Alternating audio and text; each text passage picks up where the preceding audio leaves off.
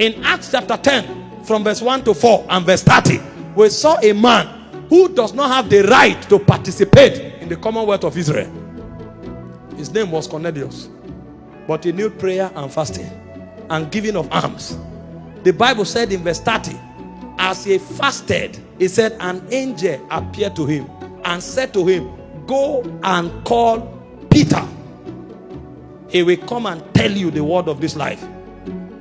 If a man begins to fast, the heavens over him opens. Daniel chapter 9, Daniel chapter 10. The man said in verse 2, Daniel 9, I understood by books the years of captivity of Israel. But even though he had understanding, he didn't have the power until he went on 21 days fast. The moment he was done fasting, the Bible said Gabriel appeared.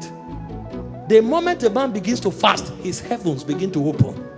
The reason some people walk as if they are walking under closed heavens is because their appetites are too bogus. Trim your appetites through fasting and see the heavens open to you. Who told you it's everything about your destiny you should pay for? Do you know the worth of your destiny? Who told you you can pay for it? The Bible said your sons and your daughters will come from afar. It says strangers, people you have no connection with. It said they will stand to build your walls. And so the greatest thing about your life is even strangers that will sponsor it. But it will take a kind of power to make it happen. And that power is fasting.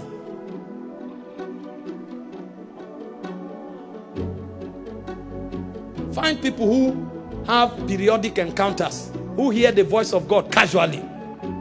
They put their appetites in check. When a man doesn't control appetite, God will be far from him. He has God on his inside, but he will not be real to him.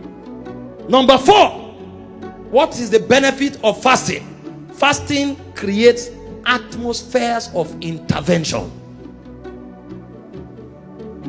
I was telling my people here, I said, don't be pessimistic about life. It's not only bad things that happen to people. Good things also happen to people. If you lose money, you should also pick money. All the time they say, I lost this money, I lost that. How many times have you picked money? If you don't pick money, then you are not permitted to lose money. Because it's not only bad things that happen, good things also happen. They kicked you out of the door. When will doors open on their own accord? You will need an atmosphere to control and to command that level of power. The moment Daniel started fasting, like I quoted, the Bible said angel Gabriel appeared and he told him, I was made to fly swiftly. That means the angel was a bit reluctant. Something compelled him to function even faster. When you create that atmosphere, anything is possible. In Acts 13 verse 1 and 2, it said when the elders of the church in Antioch prayed and fasted and ministered to the Lord, it says suddenly the Holy Ghost said. That atmosphere is an atmosphere of possibilities. Fasting is not a church activity. Fast on your job, fast in your office, and if you are the boss, get your workers to fast. If you want unexplainable but undeniable things to happen there. Some people think it's only when we gather in church we fast. Who told you that? It's only in church miracles take place. You need more miracles in the world than you need in the church. And so if you want interventions, supernatural interventions on that job, better include fasting. Get your workers to fast. If it's a church-based organization, better. Pray in the office, fast in the office. It's only Christians that think Christianity is an ancient religion that is meant only for church. Enter an Indian restaurant, the first thing you will see is the God. If you don't want to eat, go. And it's not only in India. Go to the UK, find them there. Their God is the first thing they travel with. People travel with their God. But you find a Christian, he's too educated and elitist for God. He comes to the office, he's speaking, hello, hello. Then demons will slap them off the seat. He wake up and say, I have headache. It's not finishing. Why will he finish? He wakes up, he says, stroke. I don't know why I can't bend my back. How can you bend your back when you left your God in church?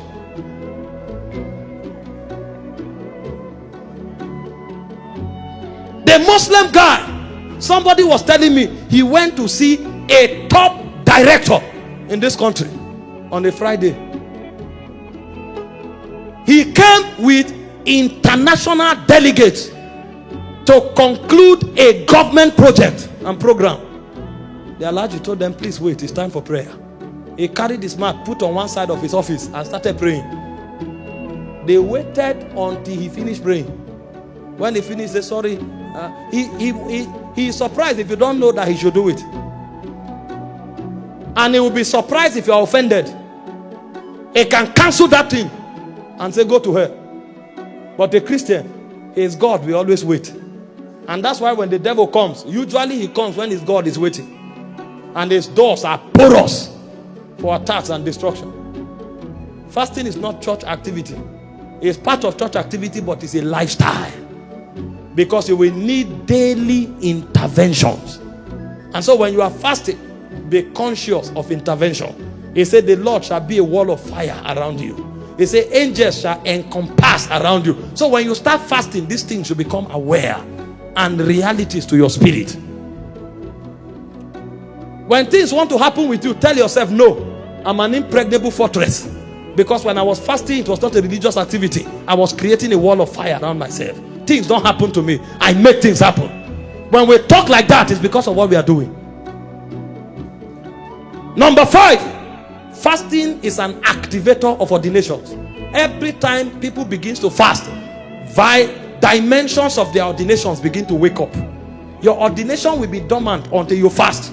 In Matthew 4 verse 1 and 2, the Bible said the Holy Ghost drove Jesus to the wilderness to be tempted. And he said Jesus fasted and prayed for 40 days. The moment he returned, his ordination was activated. He entered the temple and began to preach the gospel immediately.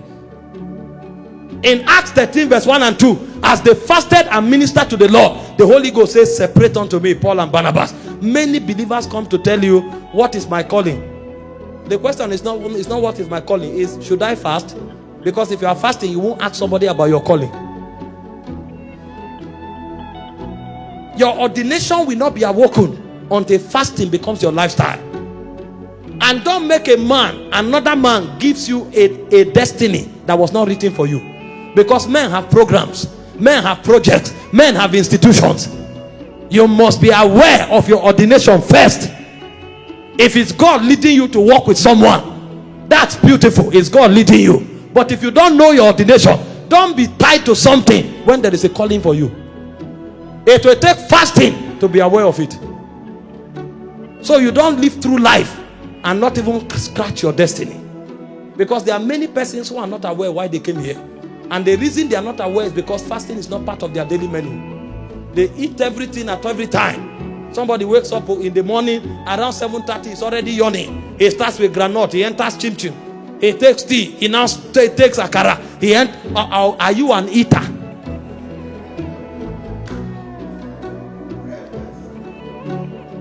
By 12 o'clock, he has eaten 3 times. He just took Indomie at home. He gets to work, he takes tea. Before you know what is happening, there's light refreshment. This is how they'll be doing their hands.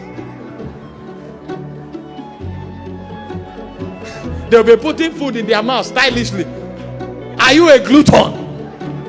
Will you eat your destiny?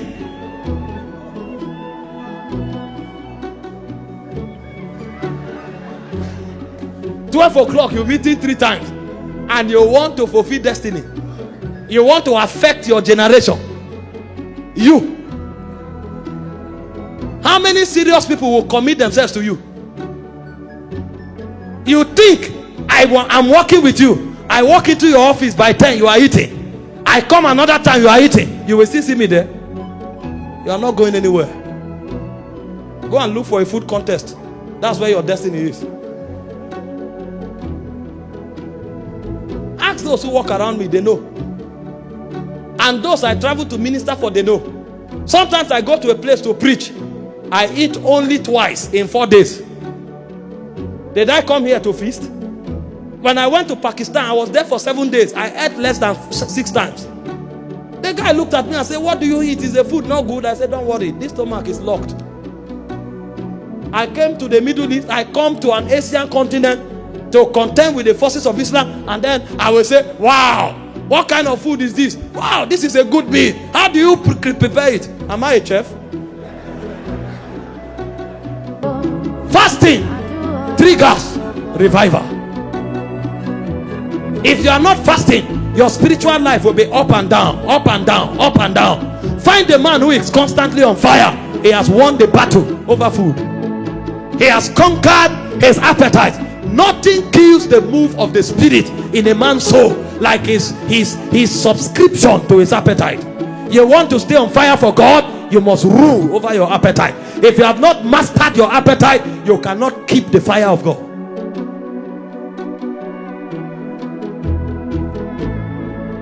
Every time there's a revival, men turn to God through fasting. Daniel 9 verse 3, Joel 2 verse 12. It's not possible to have revival without fasting.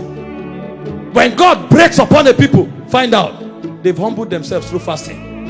And so instead of pursuing people and say, give me your fire, go and excavate yours on the altar of fasting.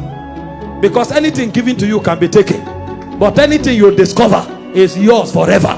Nobody can take it away from you. I'm not on fire just because hands were laid on me. I have given myself to certain things.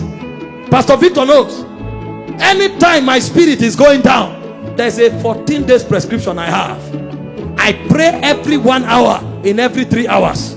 6 to 7, 9 to 10, 12 to 1, 3 to 4, 6 to 7. I maintain that schedule for 14 days and I read the New Testament with fasting and prayer. If I do that, oh my God, no matter how dead my battery is, it comes alive. Because one of the ways of setting yourself on fire is to engage consistently the altar of fasting. If you fast long enough, you will notice even the world will become noisy to you. Fast for 7 days and come out of your house and find out if you want to go to the studio to watch football. Even the football will become noisy. Sometimes you fast until even the atmosphere, you can censor it. The air is passing. You can pick every air that touches your body. Your sensitivity is that strong. There's a time I fast. If I exceed 21 days, even if I'm lying down sleeping, if somebody is at the door, I can wake up and tell you Nathaniel is at the door. You can really read everything happening around you. You become like a radar. How can the devil take you unawares? If you are that revived, if you are that sensitive, it's impossible. Before anything happens, you arrest it in the heavenlies. You bind it there. It doesn't come to the earth realm. Christians are lukewarm because they've given themselves to everything that their appetites deserve or desire. That's why they cannot see the weight and the power of their destiny.